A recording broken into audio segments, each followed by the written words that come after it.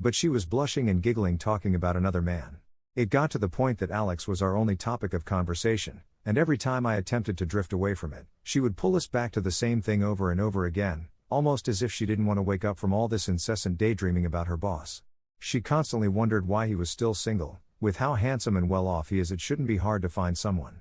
Then she started to get suspicious he might like someone from the office. This theory had her concerned. Office relationships with power imbalance, employer and employee, for example, weren't ideal and most of the times very frowned upon, so I thought she was acting concerned because of it. But no, she was thinking how no woman there could even get to his level. I know this because she herself told me. She went on a whole rant at dinner about how all of them weren't pretty or well-mannered enough for such a man, and if he was in a secret relationship with one of them, it would probably not take long until he realized none of those women were right for him. This shocked me coming from her, since she's always been the feminist type who likes to support other women. It seemed now she was almost jealous of such possibility, bad-mouthing her co-workers for what? Her boss and his possible choice in partners? It was ridiculous to me. She shouldn't even be this obsessed with the man in the first place, and at this point things were making me extremely uncomfortable. This was when I first attempted to have a conversation with her about it. I asked her if she was developing feelings for her boss, to which she responded with no. She was mad I even considered this possibility and she simply admired him. I was still not 100% convinced, especially after she was acting so offended.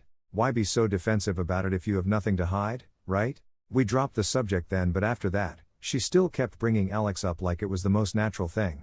I didn't think she could be cheating, because if she was, she wouldn't talk about him, right?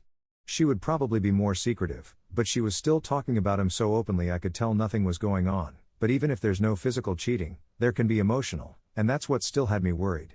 I first met Alex one time I got off work early and decided to pick my girlfriend up at her office. She seemed surprised to see me there but didn't say anything about it. This is when her boss comes out of his private office and meets us in the hallway to ask my girlfriend if she's leaving already. She introduces us, and yeah, the guy was extremely attractive. Hair slicked back, navy blue suit, your typical CEO in every damn romance novel. I know it sounds cliché but stick with me, I promise it isn't as cringy as it sounds.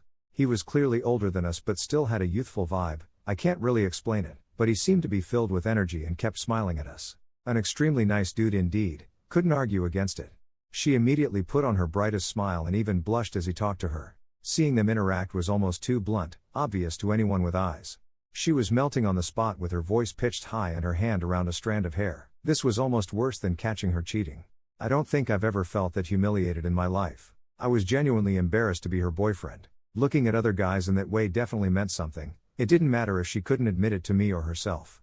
That night we fought about it, and again, she kept insisting I was acting paranoid and that nothing was going on. A week after that it was her birthday and she was inviting a bunch of people from her office, including Alex, of course. Everyone got to our place around 6 p.m., except the boss. She was on edge the whole time, stressing about some details about the food and decoration. It was supposed to be a laid-back dinner but she was making a whole drama about the paper napkins being too flimsy and other petty stuff I can't even remember now. Anyways, her boss was late and she kept asking everyone about him. He got there an hour later with the excuse he had some work things to take care of.